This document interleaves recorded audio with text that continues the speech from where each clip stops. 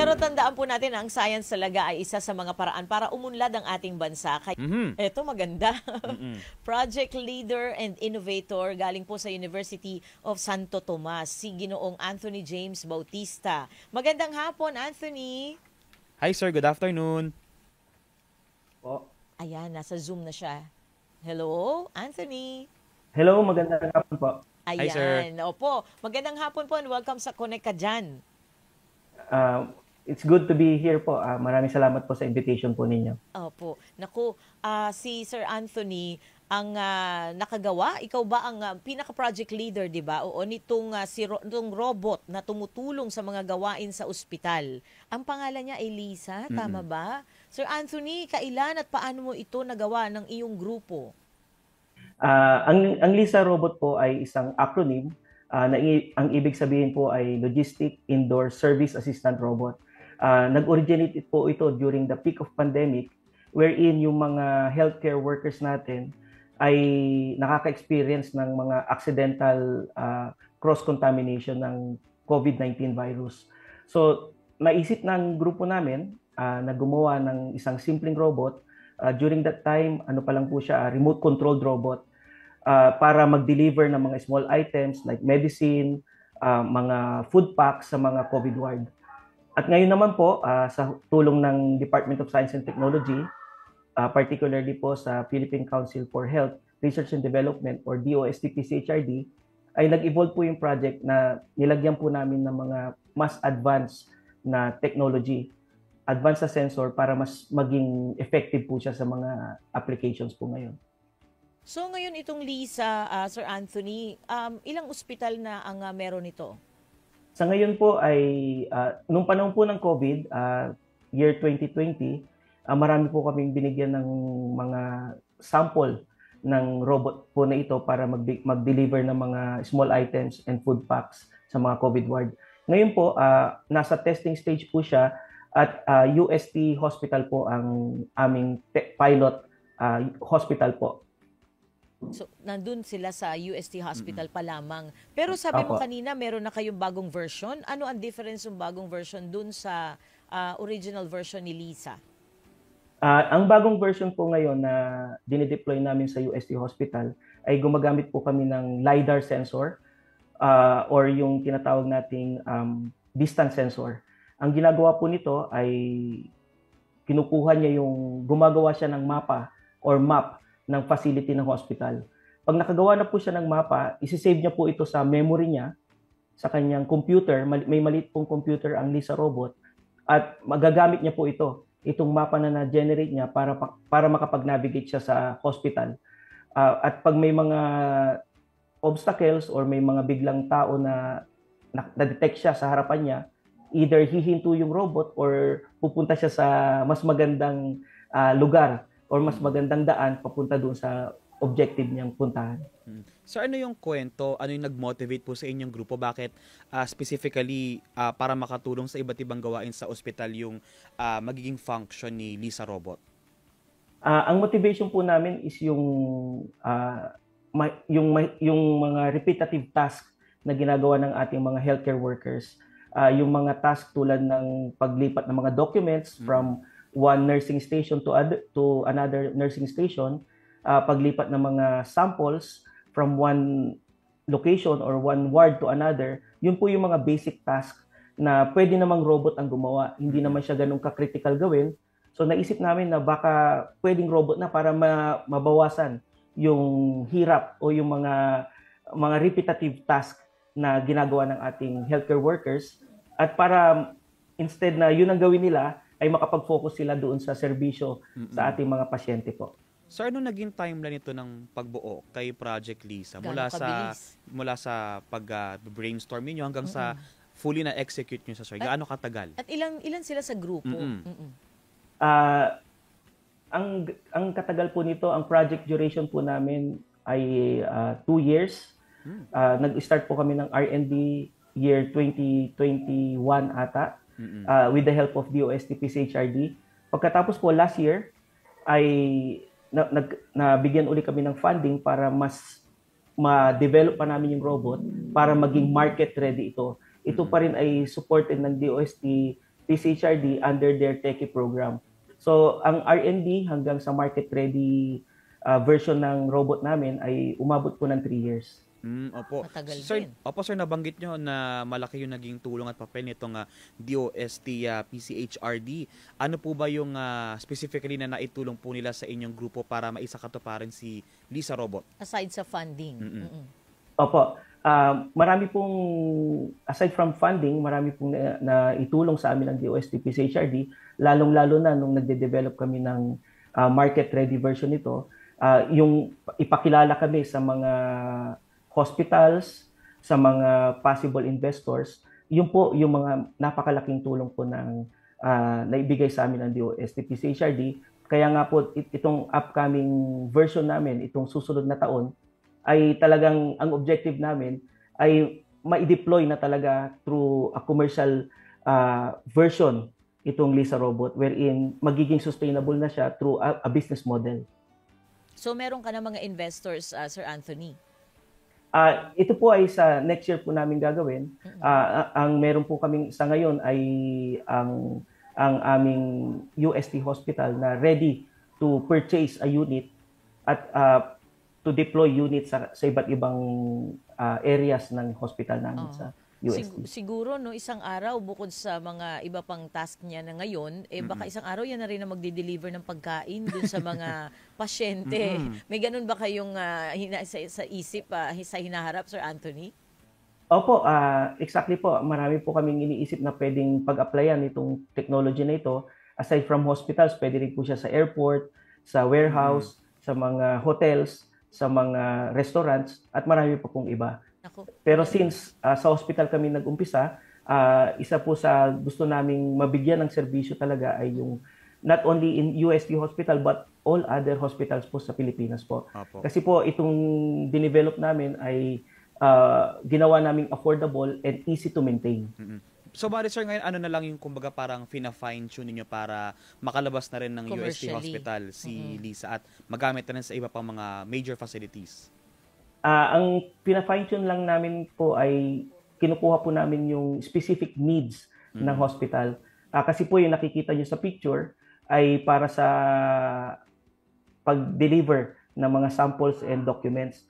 Mayroon pong sinadjust sa amin ng UST Hospital na pwede siyang pag-applyan na isang lugar doon sa hospital wherein kaya niya mag-deliver ng mga mabibigat na equipment na usually dinadala ng ating mga nurses. So yun po yung una naming i-deploy sa UST Hospital aside po dito sa nakikita nyong picture dito sa ating live stream po. Oo. So Sir Anthony, ibig mo sabihin pwedeng depende sa pangangailangan ng isang ospital o siguro ahensya, kunyari sa NAIA, 'di ba? O sa terminals natin doon. Depende sa pangangailangan yung disenyo ni Lisa. Pwede 'yon. Yes po. Kaya po namin gawin 'yon.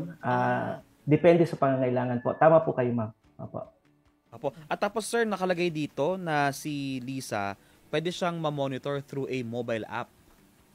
Yes po, meron po kaming dinevelop na mobile app wherein instead na laptop ang gagamitin ng ating mga nurse, halimbawa meron silang cellphone sa bulsa, i-install lang nila tong apps na ito at pwede na nilang kontrolin yung robot.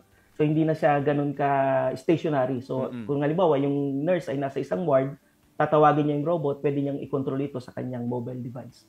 Galing. Curious ako, Sir Anthony. Gaano kabilis tumatakbo si Lisa? Ang dinesign po namin ay similar po sa normal na lakad ng isang tao. I think kung hindi po ako nagkakamali, around 2 to 3 kph po, parang mga ganun po. Normal na lakad po. Hindi po nagmamadali, parang ganun po. Relax lang siya. Ang Relax galing, lang po. So sa ngayon, ang sabi ni Sir Anthony, may mga willing naman to invest. Alam mo, partner, kung nandito si Dr. Luisa, malamang mag-invest yun pag so sa ngayon, Sir Anthony, ano pa yung mga challenges ninyo para mas mapalawak pa ang kayang maabot nitong si Lisa? Isa po sa mga challenges na i-encounter po namin ay of course yung technological advancement, lalo na po napakabilis po magbago ang ating technology. So kailangan po maka-cope up po kami doon. At isa rin po ay yung isang challenge po na gusto rin po namin kasing ma-apply yung Lisa robot sa mas, halimbawa, magkaroon ng interaction sa patients. Pero at this point po ay hindi pa po pwedeng, pinag-aaralan pa po namin ng mas malalim kung paano namin ma-develop ang Lisa robot na kaya na niyang magkaroon ng interaction sa patients. Kasi po marami pong mga ethical concerns at mga security na kailangan natin i-add sa technology ng robot para ito ay mas efficient na makapag-interact sa ating mga patients po. Sir, bilang mula kanina pinag-uusapan namin yung improvement ng pagtuturo ng science and technology. Kayo po bilang mula po sa faculty ng engineering ng UST, ano po ba yung nakikita niyo na kailangan pa nating improve sa pagtuturo ng science or ng STEM sa mga estudyante? Sa ngayon po ay nagtuturo po ako sa college, sa Faculty of Engineering. Personally po, nakita ko po yung ating mga estudyante ay may pagsisikap talaga na matuto. Meron silang interest sa technology. Ang kailangan lang po natin talaga ay mga well-trained, well-experienced faculty members para mas maituro pa in such a manner na maging interesting ito sa mga ating mga estudyante. Kasi po, ang pag-aaral ng robotics ay akala ng iba ay mahirap, tedious, very technical. Pero kung ito po ay maituturo in a very exciting manner sa ating mga students, ay alam ko matitrigger pa natin yung interest ng ating mga estudyante. At personally, nakikita ko yung mga estudyante as a very creative student. Sila yung mas maraming alam ng mga ideas and mga applications ng mga ganitong klaseng technology.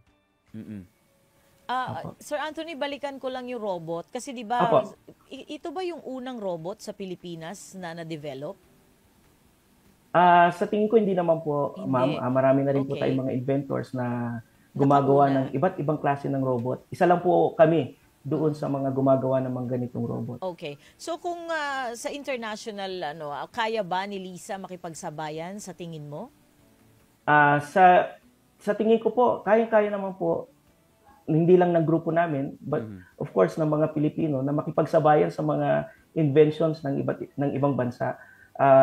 Nandiyan naman ang suporta ng DOST, suporta ng aming university para maging at par tayo sa mga technology na nakikita natin sa ibang bansa. So kailangan lang siguro isang playground para ma-showcase pa ng mga inventors natin, ng mga researchers natin, yung kanilang mga ideas and technologies.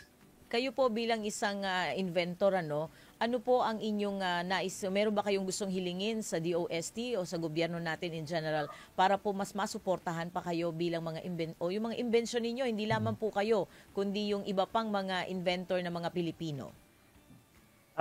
Sa experience naman po namin, sa grupo namin, ay talagang we are very appreciative and thankful sa Department of Science and Technology kasi from the very start po ng aming project implementation ay nandyan na sila sa likod namin mula sa R&D, sa marketing at hanggang sa commercialization. Isa lang po siguro ang alam ko naman po ang DOST ay gumagawa ng mga paraan para mas ma-improve pa nila yung mga services nila. Sa tingin ko, ang isa pang kailangan intensify ng ating Department of Science and Technology ay ang kanilang dissemination ng kanilang mga programa. Kasi po maraming programa po ang Department of Science and Technology at may mga ibang universities, lalo na sa mga probinsya, na hindi pa ganun ka-aware sa mga ganitong mga serbisyo or mga programs ng ating Department of Science and Technology. Alam mo, Sir Anthony, maswerte sila partner eh. Kasi nakuha talaga nila yung atensyon ng DOST. Pero hindi lahat, katulad nila Sir Anthony, na sinwerte at nakakuha agad ng suporta. Siguro, pingin tayo ng walkthrough siguro kayo, sir. Paano ba yung naging process nyo din, sir, para magkaroon ng tulong sa inyo ang DOST? Oo, mapansin kayo. Unang-una po dyan ay yearly naman po ay tumatawag ng call for proposals ang DOST. Isa po ako sa mga nag-submit ng proposal during that time. Ang kailangan lang pong i-highlight ng mga researchers or inventors sa tulad ko ay yung specific needs na gustong isolve nung technology mo. So yun po yung ginawa ko, and at the same time, kailangan din pong ma-identify ng researcher o ng inventor na meron pong market or meron pong mag-a-adapt ng technology na yon. And from that, once na nasabit na yung proposal at ito ay na-identify naman ng DOST, meron po silang i-assign na project staff or project manager para i-guide pa yung inventor and yung researcher para mas mapa-enhance pa yung kanyang proposal.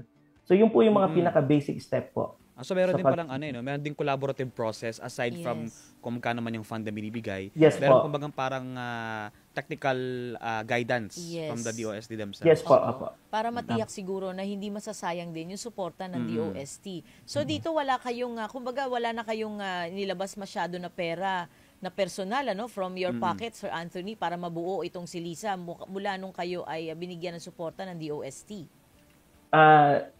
Personal money po wala po. Ito po ay covered ng mga funding, support funding ng ating Department of Science and Technology. Kaya po sa grupo namin, we also make sure na ma-deliver namin yung mga expected outputs na in-identify namin doon sa aming project proposal. Opo. Okay. So with that, Sir Anthony, congratulations po. Maraming salamat po. Opo. Oo. Mabuhay po kayo. Ipagpatuloy niyo pa po ang pag-i-innovate at pagtuturo ng science. Aabangan ko po si Lisa sa airport. Ayoko sa ospital. Sana po. Opo, salamat po sa inyong pagsisikap na mabigyan po ang Pilipino ng ganitong klaseng produkto. Salamat, mabuhay Salamat ka, po. Sir Anthony, at ang Thank you buong po. grupo po Opo. ng UST. Congratulations po sa inyo. Maraming salamat po.